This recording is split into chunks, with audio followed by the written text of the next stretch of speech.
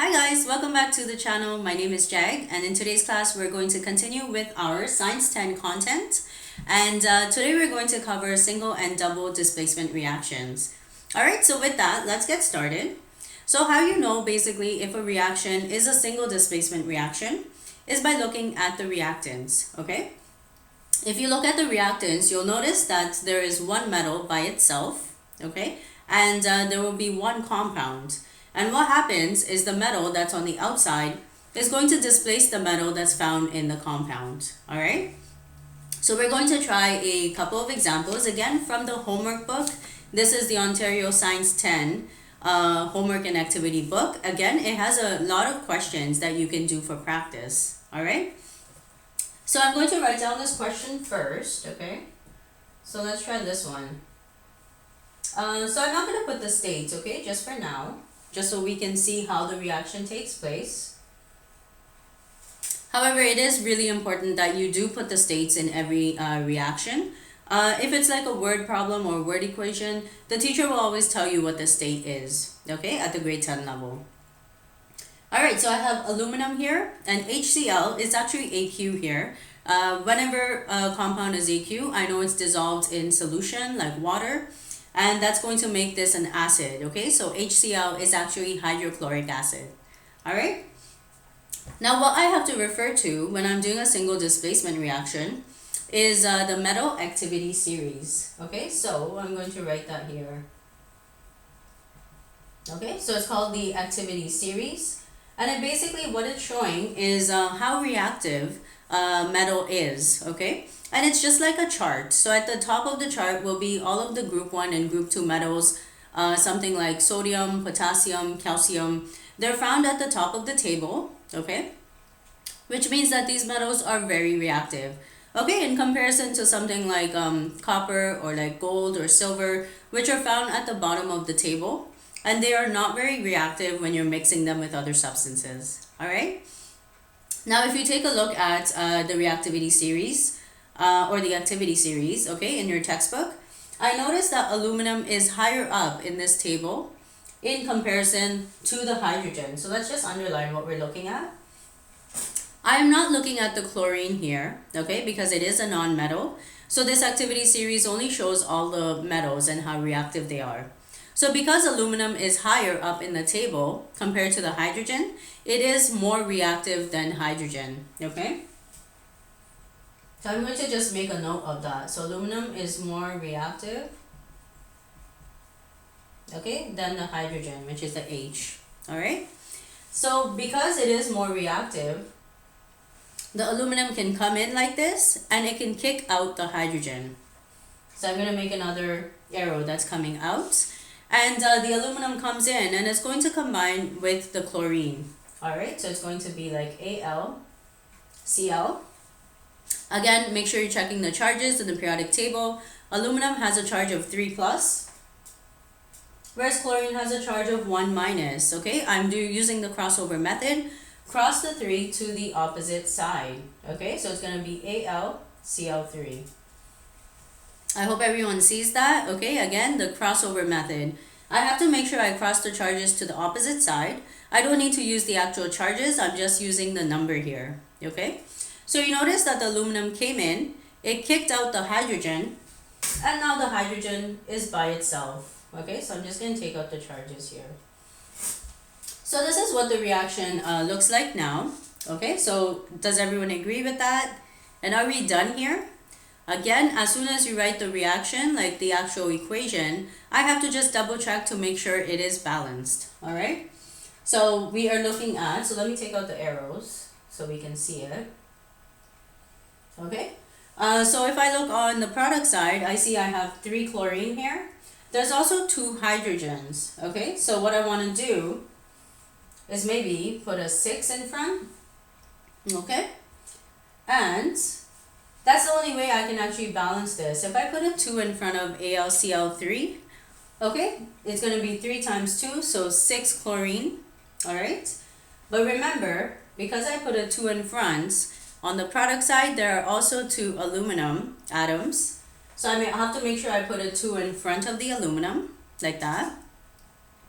And also for the hydrogen, I noticed there are 6 hydrogens right here, okay, on the reactant side, and the only way I can balance it on the product side is by putting a 3 in front, okay? Again, make sure you do check all of the coefficients and make sure you can't reduce the coefficients anymore, okay? And I always start with, again, the lower numbers, like try putting 2 or 3 in front as the coefficient first. And if it doesn't work, then move on to bigger numbers, okay, like 4 and 5. Okay, but in most cases, you should be able to balance out the equation. Okay, make sure you are double checking, okay, all of your answers after you balance it. And I'm just counting the number of atoms. Okay, are there any questions here? So this is a final balanced equation here. The teacher does expect you to be able to predict the products for the single displacement reactions as well as the double displacement reactions. Okay, so with that, let's try one more example here. Okay, I'm going to take this off. Okay, so let's try this example. So this is going to be calcium, okay, plus zinc chloride. Okay, so again, I'm not going to put the states here, okay? I just want us to make sure that we can read the activity series correctly here. All right, so we are looking at our activity series. I am comparing these two metals. I'm comparing calcium and zinc, okay? Now, I see that calcium is higher in the table in comparison to zinc, okay? Which means that calcium is more reactive, okay? So again, I'm going to put calcium is more reactive, okay, than zinc. And let's put another line here. So it is higher in the table. Okay, it's higher in the table in comparison to the zinc, okay? So whatever metal is actually on the outside has to be higher in the table, okay, compared to the other metal that it is trying to displace. All right, I hope that makes sense to everybody. Okay, so calcium is going to come in. It's going to kick out the zinc. And remember, calcium is also in group 2. And the group 1 and 2 elements are actually very reactive. Okay, so calcium is able to kick out the zinc. And now calcium is going to combine with the chlorine. So it looks like that. So CaCl. Check the charges in the periodic table. Calcium has a charge of 2 plus. Chlorine has a charge of 1 minus. Okay, cross the charges over. Okay, to the opposite side. So it's going to be CaCl2. All right. And what was kicked out here was the zinc. So I'm just going to put plus zinc. So let's take the charges out here. Okay, does everyone see that? So remember, when zinc gets kicked out here, whichever metal that gets kicked out, okay, it's not going to be diatomic. So don't put a 2 beside 2 on the subscript side there. I'm just going to leave it as Zn. All right. So let's take this off. And we're just going to make sure that this is balanced here. Okay, so I can see that I have 1 calcium on the reactant and product side. And there is only 1 zinc atom on the reactant and product side. And there are already 2 chlorine atoms on both sides. All right, so basically this is already the balanced equation. So I don't need to do anything here. All right, so that looks good. Okay, I want to show everyone just one more example with the single displacement reactions. Okay, I'm just going to take this off. Okay, and again, the reason for this is we're going to see whether or not the reaction actually takes place. And the question itself says, determine whether each of the following single displacement reactions will occur. If the reaction will occur, write the products and balance the chemical equation. Okay, so you see that I should be able to predict what the products are for the reaction itself, okay? So let's try this one. So this is copper, okay, plus iron. And this is, again, remember, iron is a transition metal. It has a charge of 2 plus and 3 plus. Again, you're not required to memorize that, okay? But when I do name it, remember this is iron 2 sulfate, because I don't see any subscripts here. And I know that the sulfate has a charge of 2 minus, and I know that the iron has to be 2 plus in order for it to cancel out, okay? So let's take that off. So now again, what we're going to do is we're going to compare the copper and the iron in the activity series. And when you do this, what you notice is that the copper is lower than the iron in the table, which means that copper is not more reactive than iron. Okay, so let's make a note on that. I'm going to put copper is lower in the table. Well, let's put in the activity series. Okay, then iron. Oh, let's just put Fe. Okay.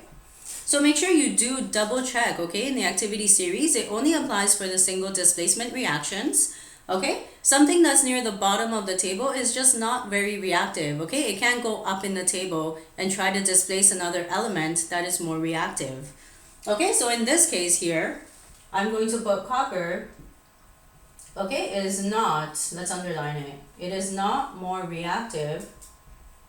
Okay, can we see that? Yeah, so let's put it here, than iron. Okay, so this is kind of a trick question, okay? The reaction will not occur. You can sit in the lab and I can mix the copper and the iron 2 sulfates. You can sit there for hours in the lab, nothing is going to happen, okay? And what you're going to write here is just going to be no reaction. And the teacher does expect you, okay, to know when the reaction occurs or not.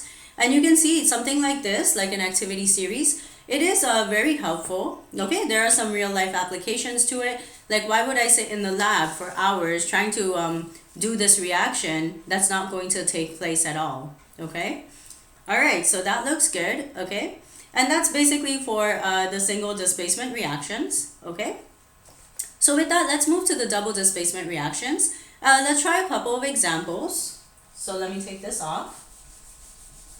Okay, and doing the double displacement reactions it's not very hard, okay? Again, how you know it's a double displacement reaction is that you will see two compounds that are actually mixed together, okay? You're not mixing it with an element.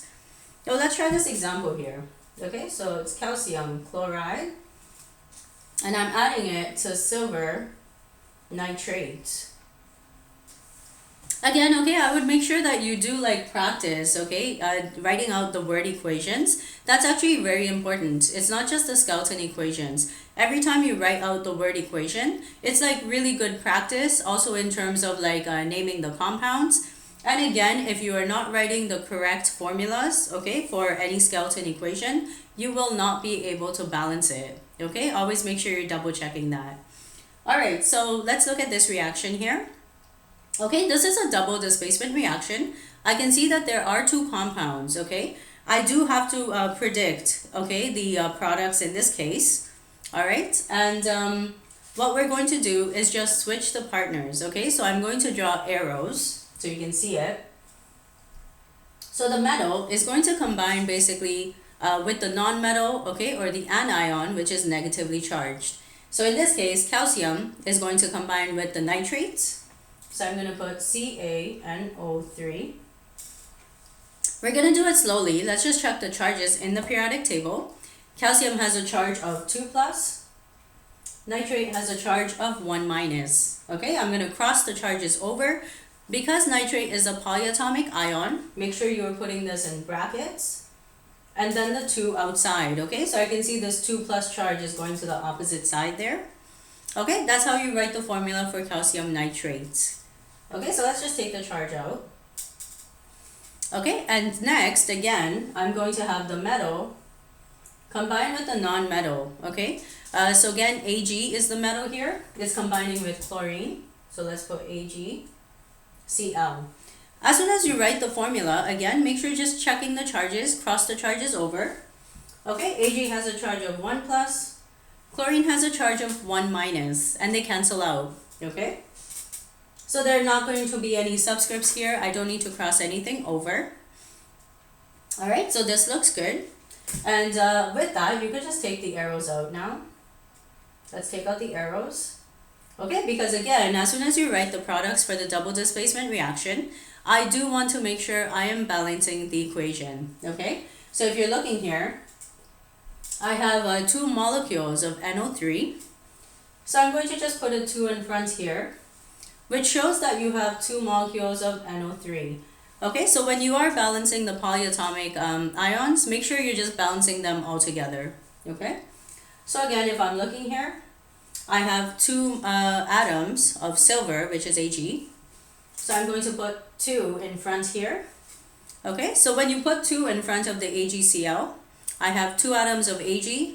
There's also 2 atoms of chlorine, okay? So, and over here actually you notice that there are 2 atoms of chlorine on the reactant side.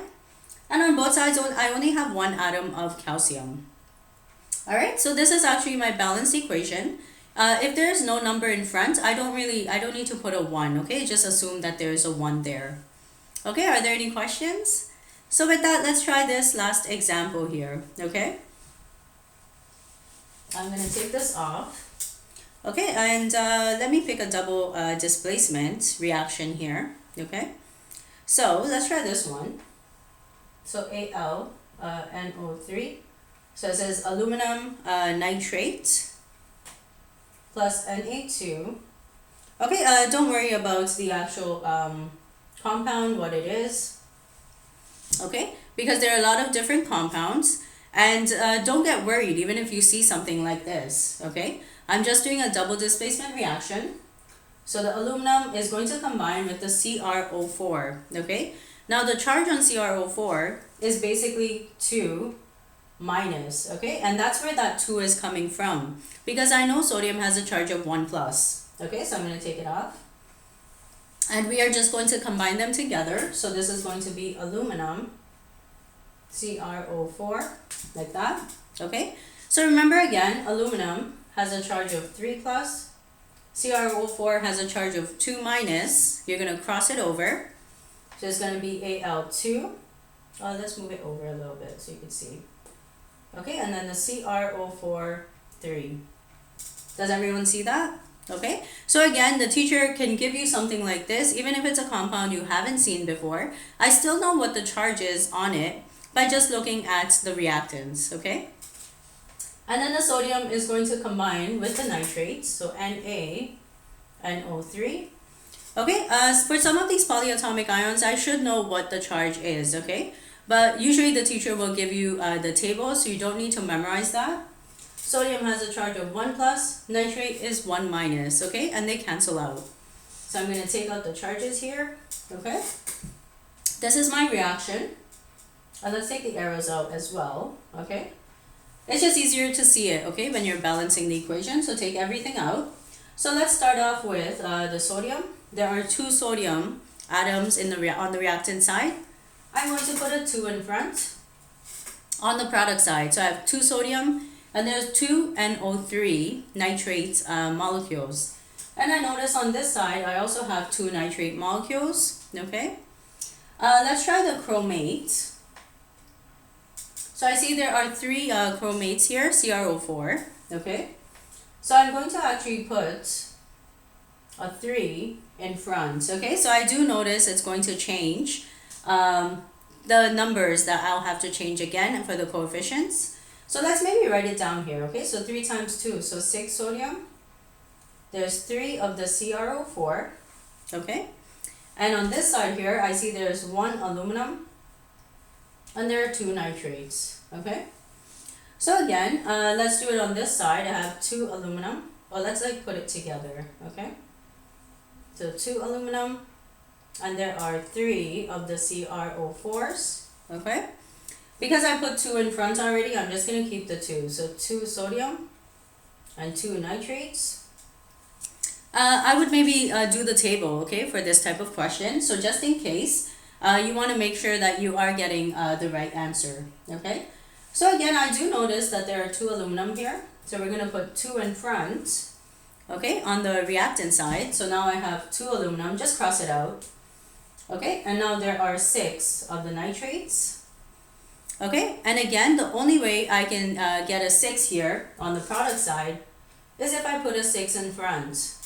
When you put a 6 in front of the sodium nitrate, there are going to be 6 atoms of sodium, and there are 6 atoms of nitrate. Okay, does everyone see that? Alright, so let me just move it up here, okay? I'll put it right here. So 6NO3. Alright, and this is how you actually do the table. I'm just going to make a line, okay? You're just separating the reactants and products, okay? Again, when you do get something complicated like this, it's best to draw the table. And I always just cross out, okay, each of the atoms. and the numbers for the coefficients, because they keep changing every time you're putting a new number in front as the coefficient. And again, make sure you double check your answers here, okay, at the very end. And I can see that all of the atoms as well as the molecules are balanced in this case as well, okay? And so let's just check this actually on one side here. Okay, oh, so this is 2, actually, times 2, which is equal to 4. Okay, on this side here, so we are putting a 2 in front, so I was just double checking it. Okay, and I have 6 sodium, and there are 3.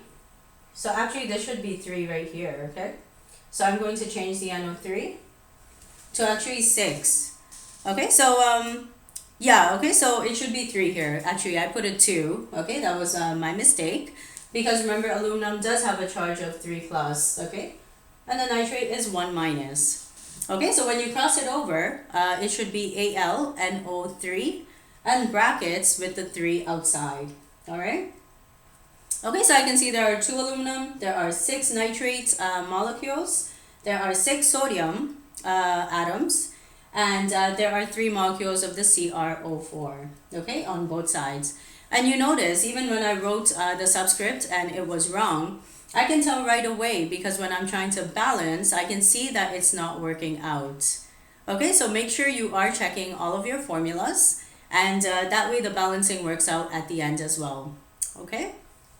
Alright, so that looks good, and that brings this video to an end. Thank you for watching. Please make sure you do like, share, and subscribe to the channel, and I will see everyone in the next video. Thanks, bye!